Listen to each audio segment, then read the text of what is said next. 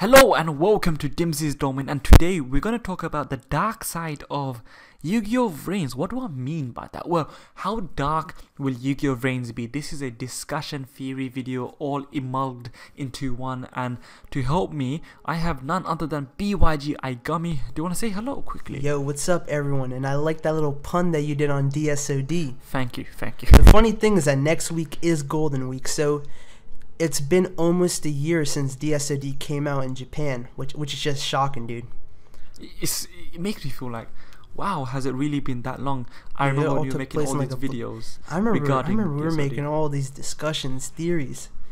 Yeah, we did say how dark that movie was, but let's talk about how dark the YuGiOh Vrains can be. So, from the recent V-Jump leaks, we saw new characters that have been introduced. For example, we got the introduction of Revolver. This is a video we're going to be talking about on YuGiOh's channel, but looking at Revolver and the other designs for the Knights of Hanoi, as well as another look at the Playmaker form for Yusaku, it makes me wonder, how dark will it be? I get this YuGiOh 5D's vibe. Honestly, we've not seen Yusaku Fujiki smile at all in any of the promotional material. There's been a lot of fan art, so that doesn't really count, but from the promotional material, from V-Jump, from Jump Festa, from everything, even from YuGiOh Labo, we have not seen Yusaku Fujiki smile. So you tell me, do you think it's gonna be dark? Dude, the thing is that, like, you know when you have that feeling about something?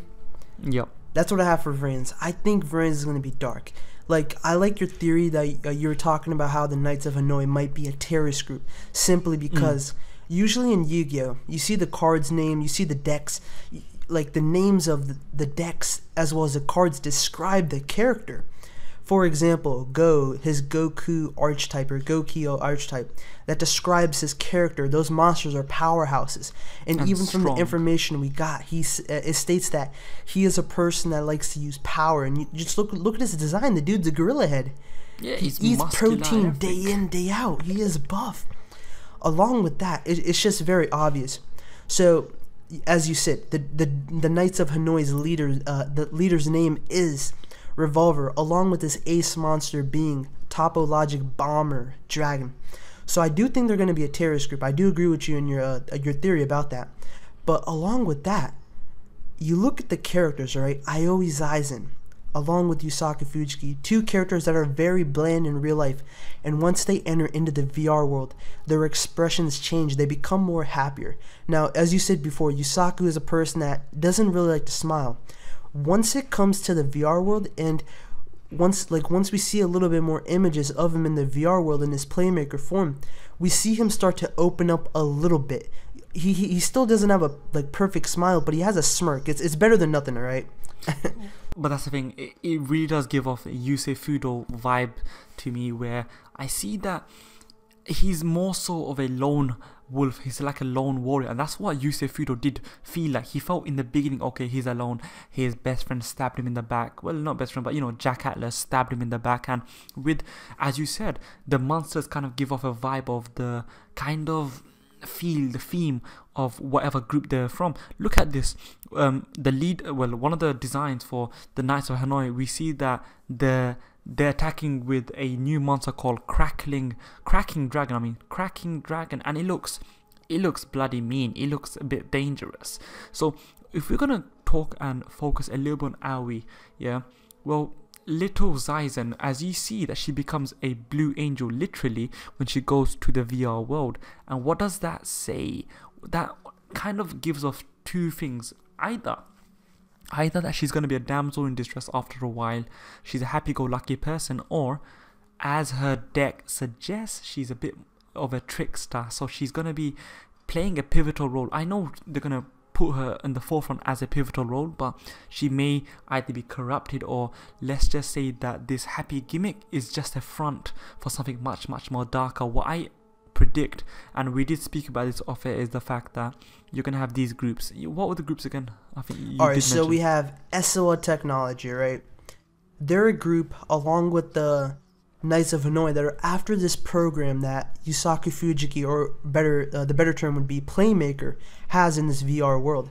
And we also have a group known as the Charisma Duelists, which from what it seems like, along with translations, is that they're the good guys, alright? They're the Yugi and Co. They're basically Team 5D's 2.0. Or maybe they're just umbrella name for anyone who goes into the VR world and is a duelist. Maybe every single person who goes to the VR world. I'm pretty sure. I think that's called Link Vrains. I may be incorrect though. Link Vrains, I think that's just the space they go to. But anyone who duels in that, I don't know. It's like anyone who uploads a video on a YouTube becomes automatically, they have the moniker of YouTuber.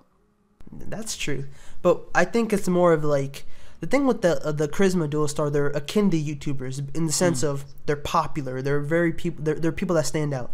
So from the first translation I think that we got about Yusaku is that he becomes a hero in VR. So he's very well known. Aoi Aizen, or my bad, Blue Angel. She's very popular in the VR world. I think she's known as an idol in there. Go on Azuka, we don't know yet, but the thing is that with a person that big and who thinks of Yusaku as a rival, he's most likely going to be very popular as well.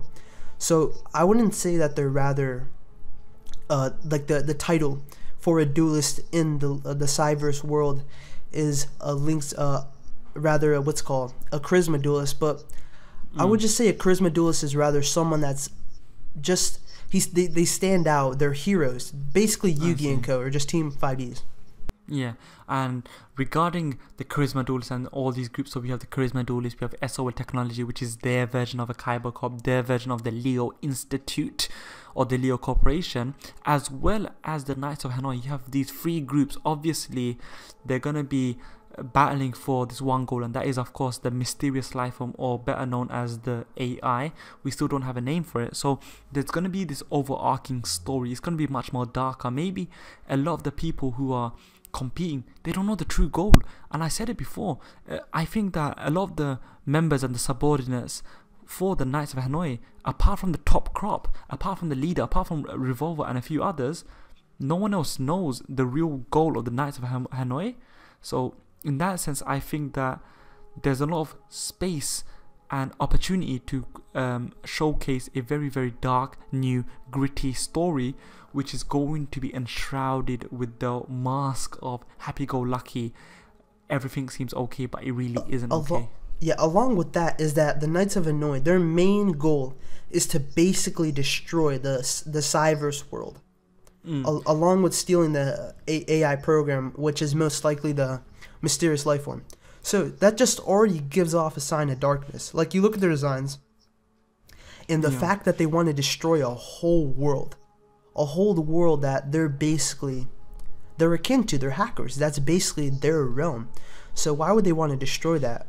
And why would they be after the AI program?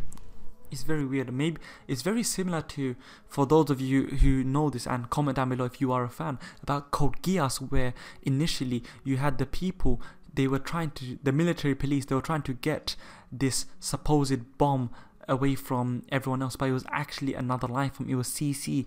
And let's talk about another anime, and that is of course where, I can't even remember the anime, so just think about Code Geass and just think about Code Geass, and let's look forward where there's obviously going to be this ulterior motive and a battle between everyone else, and with that being said, I think that this has the potential to be very, very, very dark. And okay, let's talk about this.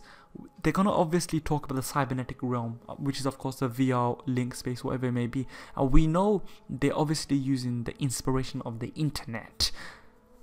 What about the internet? There's something called the dark web, so there might be other realms, other realities in this where we see the dark web, and you see essentially the dark side of YuGiOh Vrains. I think I'll just leave it as that. Are there any final words you want to say? I think that you guys should check out the video on my channel, which is basically me talking about if that dark world that Dimsy is talking about is the residence for the Knights of Hanoi. And we spoke a lot about where we reckon the Knights of Hanoi are going to be hiding out, whether it be another reality, in the real world. But you know what, just you can look forward to that. And with that, I'll also plug in a few more videos. If you look at my recent little discussion, it's more so of a podcast format with Yu-Gi-Oh! Everything, where we spoke about our thoughts on Yu-Gi-Oh! Arc 5, as well as these other videos which I've done alongside BYG Aigami, where we spoke about Go Onuzuka as well as Aoi Zaizen. And yes, so check them out. Make sure to like, share, and subscribe with your do this. You may now exit Dimsy's domain. Thank you and goodbye.